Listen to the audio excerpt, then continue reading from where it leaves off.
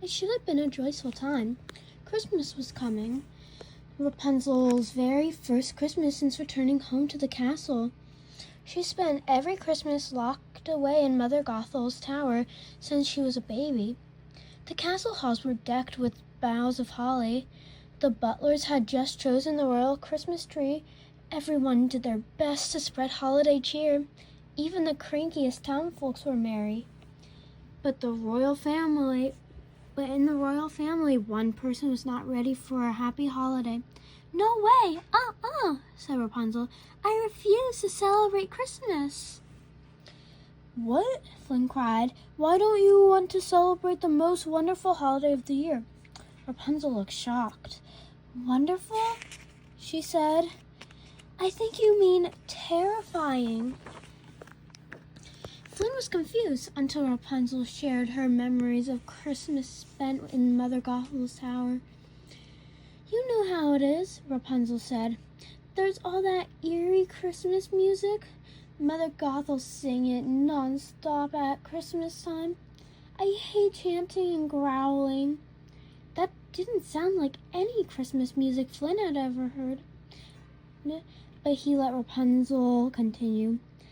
"Mother Gothel also told us the tale of Nicholas, the ghostly Christmas elf, how he creeps into children's room on Christmas Eve and steals them away. It kept me up at bedtimes." Rapunzel sighed and shrugged.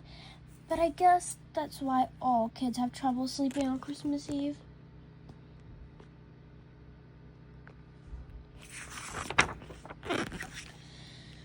"Actually, no," Flynn said.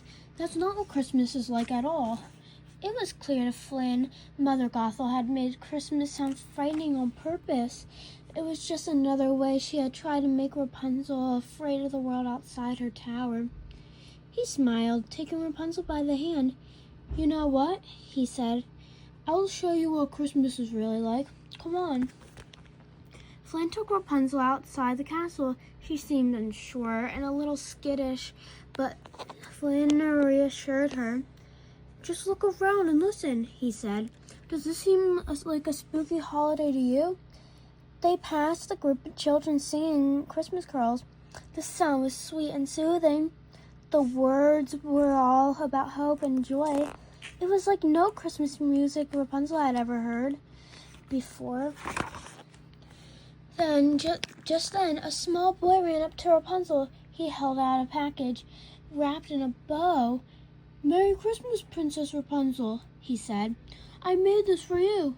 But Rapunzel didn't take the gift. Her eyes widened in alarm. "Trick package, duck!" she cried, diving for cover below a low stone wall. She peeked out warily from her hiding place.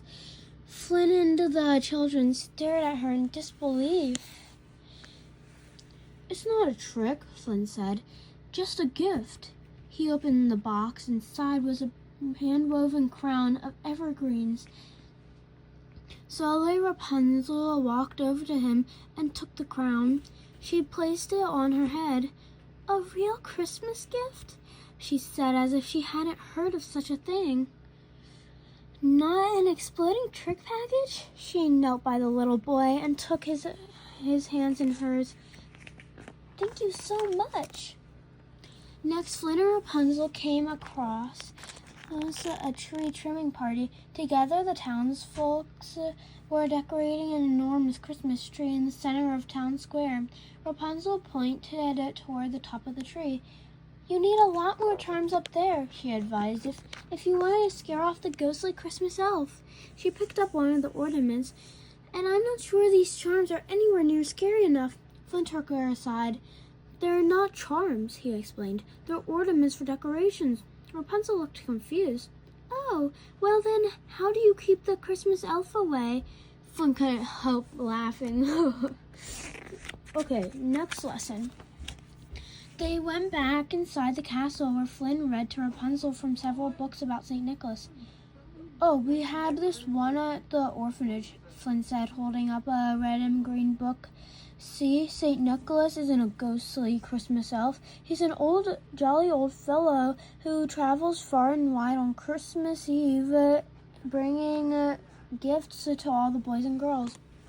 Flynn showed Rapunzel drawings of a spirited man carrying a sack full of presents. Definitely no kidnapping.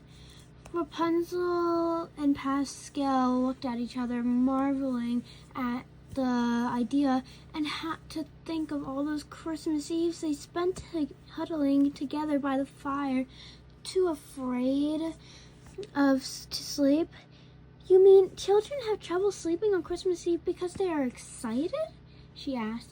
Flynn nodded. That's right, he said. So now that you know what Christmas is really like, do you think you might be interested in celebrating it this year for real? For the first time? Rapunzel's face lit up. Yes, she replied, and she sprang into action. For weeks, Rapunzel lived and breathed Christmas, enjoying everything that the holiday season had to offer, everything she had missed out on while living in the tower. In the castle kitchen, she helped bake dozens and dozens of Christmas cookies. She learned every word of Christmas carols, and she had never heard before. She decked every undecked inch of the hall with garlands and ribbons, and for the first time she made beautiful, not spooky, Christmas ornaments. Finally, she wrapped handmade gifts for each member of her family. She could hardly wait until Christmas to see them opened. By the time Christmas Eve arrived, Rapunzel was exhausted but very, very happy. Her family gathered to celebrate around their Christmas tree. Rapunzel's father, the king, proposed a toast. For years, our hearts have not felt whole at this time of year because an important part of them was missing. He smiled at Rapunzel. The queen raised her glass and added, But now, for the first time since you were born, Rapunzel, this holiday is a joyful one for all of us. Rapunzel couldn't agree more. Surrounded by her warm, loving family in front of the crackling fire, she could not imagine a better Christmas. Rapunzel sighed happily and flopped down next to Flynn on a cozy seat. Thank you for all this, she said. I should really be thanking you, Flynn admitted. You know this is my first Christmas with a real family, and those years in the orphanage, I knew what Christmas was supposed to be like, but it somehow never felt that merry until now. Flynn and Rapunzel sat together in front of the fire, waiting for Christmas to come, but before long Rapunzel fell asleep. Flynn smiled. After all those spooky, sleepless Christmas Eves in the tower, Rapunzel had certainly earned a peaceful holiday. It had been a wonderful Christmas Eve, and there would be many more like it for years to come.